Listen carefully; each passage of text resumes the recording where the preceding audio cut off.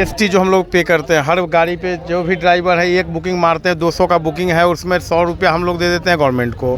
जैसा कि आप यहाँ देख लीजिए, अगर कोई पेमेंट हमारा डिले होता है तो उसमें डायरेक्ट कहेंगे क्या कि आपकी जिम्मेवारी है। 200-400 किलोमीटर कस्टमर पेमेंट नहीं देता है तो ओला उबर सुनने को तैयार नहीं होता है। प्राइवेट गाड़ी नहीं आना चाहिए हमारे फील्ड में, चूँकि हम लोग गाड़ी कमाने के लिए लिए हुए हैं, तो इससे बढ़िया है कि हम नहीं चलाएंगे। आज गाड़ी यहीं से सजेस्ट करके खींच के ले जाए, खींच के परमिट देते हैं, फिटनेस का देते हैं, प्रदूषण देते हैं, उसके बाद भी जीएसटी भरते हैं। घर वाले नहीं समझते हैं, नहीं जानते हैं कि हमारे साथ क्या प्रॉब्लम है। आप गलत जगह लगाएंगे, वो आपको कैमरा शो करेगा, कैमरा से आपको फाइन कट जाएगी। ये हालात में हम लोग की जिंदगी है। 60-60 हजार रुपया गाड़ी का गिर चुका है। बाकी 90% गाड़ियाँ उनके पास प्राइवेट है, प्राइवेट नंबर चलवा रहे हैं, प्राइवेट नंबर चलाने का अधिकार है उनके पास। ऑटो वाला का परमिट है, उसके पास 99 नहीं 100% परमिट नहीं है। नमस्कार, मैं विकास सिंह और आप देख रहे हैं देशवाणी। अगर आज आप पटना का सैर करने के लिए निकलने वाले हैं तो ज़रा संभल कर, क्योंकि अगर आप ओला का सवारी करते हैं तो सावधान हो जाइए, क्योंकि आज पटना में ओला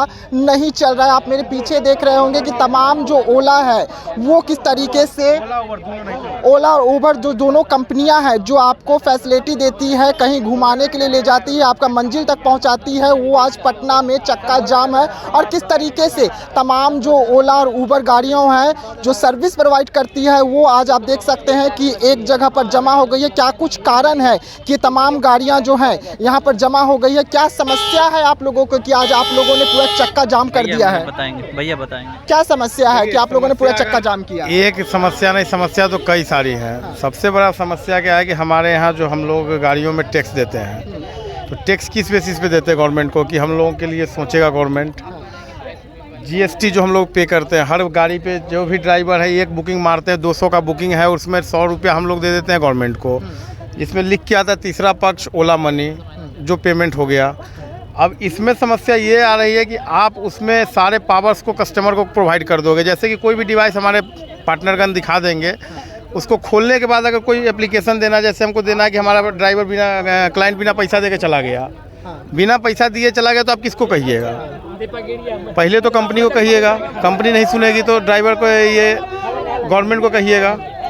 लेकिन ना कंपनी सुनने को तैयार है ना गवर्नमेंट। सीधा लिख देता है कि अगर आप कैश ट्रिप में गए हैं तो नगद लेने का जिम्मेदारी सारा ड्राइवर का है। जैसा कि आप यहाँ देख लीजिए, अगर कोई पेमेंट हमारा डिले होता है तो उसमें डायरेक्ट कहेंगे क्या कि आपकी जिम्मेवारी है। अगर हमारी गाड़ी आउट स्टेशन को जाती है, इंटरसिटी इंटरस्टेट जाती है 200-400 किलोमीटर, कस्टमर पेमेंट नहीं देता है तो ओला उबर सुनने को तैयार नहीं होता है। ये आपकी सिरदर्दी आप समझिए। आप किसी और ज़िला में जाकर, आप किसी और स्टेट में जाकर लड़ाई नहीं कर सकते हैं। वहाँ का अपना एक नया कानून है, सिस्टम है चलने का। दूसरा क्या है, आजकल ये लोग प्राइवेट गाड़ियों को ऐड कर दिए हैं। बाइक्स चल रही है जो कि कभी भी कमर्शियल वे में नहीं आती है। अगर हम एक गाड़ी लेते हैं तो उसमें हमारा टैक्स कटता है 1.5 से 2 लाख रुपए का।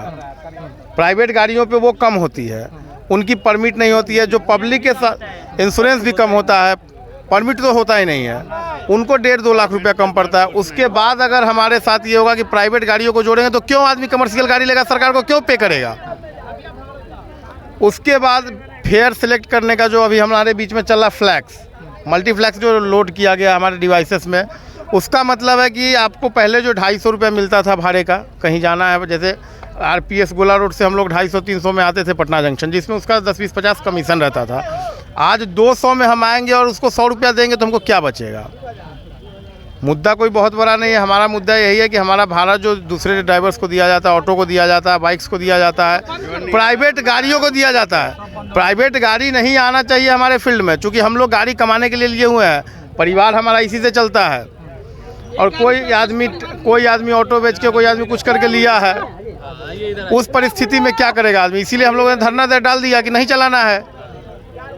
गाड़ी 2 महीना बाद खींचेगा कंपनी, आजे खींच के ले जाए गाड़ी। जब ये परिस्थिति में हम लोग चल रहे हैं, मरने के कगार पर है, सब ड्राइवर फ्रस्ट्रेटेड है, तो इससे बढ़िया है कि हम नहीं चलाएंगे, आजे गाड़ी यहीं से सजेस्ट करके खींच के ले जाए, खींच के। अच्छा, जब इतना समस्या है आप लोगों को, तो आप लोगों का घर का जो चूल्हा है वो कैसे जलता है और परिवार को पालने में कितना समस्या है? अच्छा, सबसे पहली बात है, कॉमर्शियल गाड़ी जब हम लोग लेते हैं तो प्राइवेट वाले से कम हैसियत तो ना रखते हैं। हम लोग परमिट देते हैं, फिटनेस का देते हैं, प्रदूषण देते हैं, उसके बाद भी जीएसटी भरते हैं, उसके बाद भी गाड़ी चलने के बाद में हर एक जितना भी गाड़ी चल रहा है भाई, जो भी चला रहे हैं वो जितना कमीशन के बाद भी किसी में देखिएगा कि 300 कुछ रुपये का फेयर है तो उसका आधा कर देगा। तो ये क्या है? मतलब हम लोग कमर्शियल लेके मर रहे हैं। अब प्राइवेट नंबर गाड़ी वाले भी जोड़ लिए हैं, तो हम लोग को क्या कमाई हो रहा? बात कोई कमाई नहीं है। घर कैसे चल रहा है? तो हम लोगों जब 4 व्हीलर लेके निकलते हैं ना घर से, तो आसपास ओला उबर नहीं होती है, सब फैमिली होते हैं, परिवार होते हैं। उनको ये पता होता है ना, ये 4 चक्का ढुल गया, बंदा 2000-3000 कमा के आएगा, ठीक है ना। जब हम लोग घर से भी हम लोग परेशान हैं। घर वाले नहीं समझते हैं, नहीं जानते हैं कि हमारे साथ क्या प्रॉब्लम है। बस वही समझते हैं गया तो पैसा लेके आएगा। माँ का भी बात सुनो, फैमिली का भी बात सुनो, मोहल्ला टोला भी बोल रहा है, अरे यार तुम कैसे तुम बता रहे हो कि तुम्हारे पास पैसा नहीं है। और हम लोग दिन भर धूप में हम लोग गाड़ी लगा के, क्योंकि अब तो पेड़ भी नहीं है, आप गलत जगह लगाएंगे वो आपको कैमरा शो करेगा, कैमरा से आपको फाइन कट जाएगी। उसके बाद आप कहीं भी गलत जगह आप लगा नहीं सकते हैं गाड़ी। उसके बाद गाड़ी पे आप हैं तो आप सीट बेल्ट लगाए रहिए, धूप में पड़े रहिए, इसके अलावा आपके पास कोई ऑप्शन नहीं है। ये हालात में हम लोग की ज़िंदगी है। 60-60 हज़ार रुपया गाड़ी का गिर चुका है। कंपनी अलग एक से एक पेपर भेज रही है, 40,000 60,000 के लिए मुंबई बुला रही है, जबकि हमारा EMI कुछ दिन में ख़त्म होगा। 6 साल से हम गाड़ी चला रहे हैं। लॉकडाउन में जो मरण हुआ सो मरण हुआ ही। ये हालात। उसके बाद ऐसा है, यहाँ पे जितने टूर एंड ट्रेवल्स रजिस्टर्ड खोल रखे हैं उनके पास किसी के पास एक गाड़ी है कमर्शियल, बाकी 90% गाड़ियाँ उनके पास प्राइवेट है, प्राइवेट नंबर चलवा रहे हैं, प्राइवेट नंबर चलाने का अधिकार है उनके पास। उसके वजह से हम लोग का बहुत ज़्यादा नुकसान होता है, क्योंकि वो लोग प्राइवेट नंबर ठेल रखे हैं। और प्राइवेट नंबर वाला आधे रेट में जाता है, क्योंकि उसका कोई खर्च नहीं है, उसके पास परमिट नहीं है, उसके पास फिटनेस नहीं है, हम लोग को सब कुछ पेड करना है।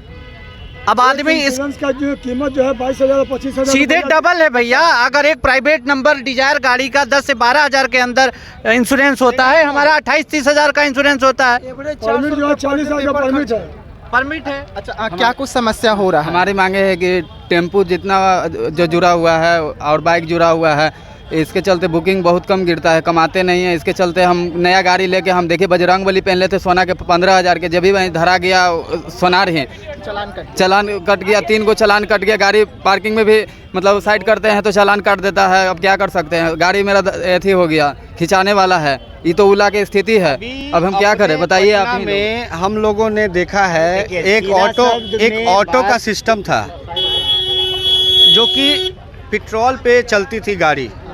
वो गाड़ी आज के डेट में करीब कुछ नहीं तो 90 से 1 लाख है।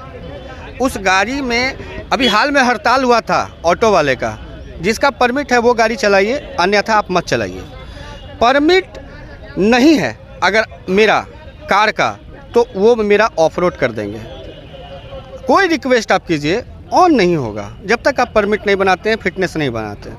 आप अगर इसको ले जाके आप पता करें किसी भी ओला उबर में और चेक करें, ऑटो वाला का परमिट है, उसके पास 99 नहीं 100% परमिट नहीं है।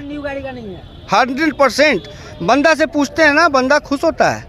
वो ऑटो चला रहा है, वो 4 राउंड मेरे बगल से गुजर रहा है, हम वहीं पे खड़े हैं।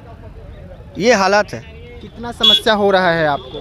बहुत ज़्यादा, इतना ज़्यादा समस्या हो रहा है कि लग रहा है कि अभी मतलब टैक्सी वैक्सी में आग लगा के उसमें बैठ के हम भी भस्म हो जाए। अरे टैक्सी में प्रेशर बनाया जा रहा है और कुछ मतलब इतना डिप्रेशन में हम लोग जा चुके हैं कि मतलब कुछ समझ में नहीं आ रहा है कि क्या कर सकते हैं, क्या करें। ठीक है, हमारी मांगे यही है, ठीक है ना। हम लोग अपनी अपनी कार ले रखे हैं, ओला उबर से कोई अटैच करा रखे हैं, और इतना ज़्यादा सरकार को, बिहार सरकार को टैक्स भर रहे हैं। टैक्सी कॉमर्शियल गाड़ी का सबसे ज़्यादा हम लोग टैक्सी का टैक्स भर रहे हैं, और हमारा समस्या का समाधान नहीं निकल रहा है। हम लोग पूरे दिन में टैक्सी चला करके 400-500 रुपये का राइड कमा रहे हैं, उसमें गाड़ी का EMI वगैरह हम लोग से मतलब कि ये नहीं हो रहा है। 700 रुपये का डीजल जलाएगा तो 500 रुपया कमाएगा लोग। अगर 1000 का डीजल जलाता है, पहले आदमी 3000 और 2500 का काम करता था। अभी के टाइम में 1500 रुपया कमाने में हालत ख़राब हो रहा है। 1200 रुपया दिन भर में आप कमा रहे हैं, बहुत कमा रहे हैं, तो 1200-1300 रुपया काम कर रहे हैं और 700 रुपया का तेल जा रहा है। 500 रुपया में आपका पोसाई पड़ जाएगा। अगर हम गाड़ी कॉमर्शियल कोई भी अपने गेट पर रखे हुए हैं तो पर डे का खर्च, उसका पेपर खर्चा तो 100 रुपया प्लस है, मतलब महीने का 3000 रुपया। अब बताइए 3000 रुपया 12 36,000 रुपया साल का हुआ।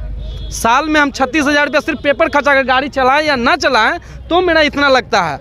अगर 17,000 का इंस्टॉलमेंट है तो आप जोड़ लीजिए एक साल का कितना होता है, एक महीने का कितना होता है। 5 साल से कम का इंस्टॉलमेंट नहीं होता। अगर गाड़ी 8 लाख का लेते हैं हम लोग, 8 लाख 9 लाख का गाड़ी है तो उसका 4 लाख रुपया इंस्टॉलमेंट हम एक्स्ट्रा देकर हम गवर्नमेंट को पैसा, बैंक को पैसा देकर हम लेते हैं, तो कमाने के लिए है।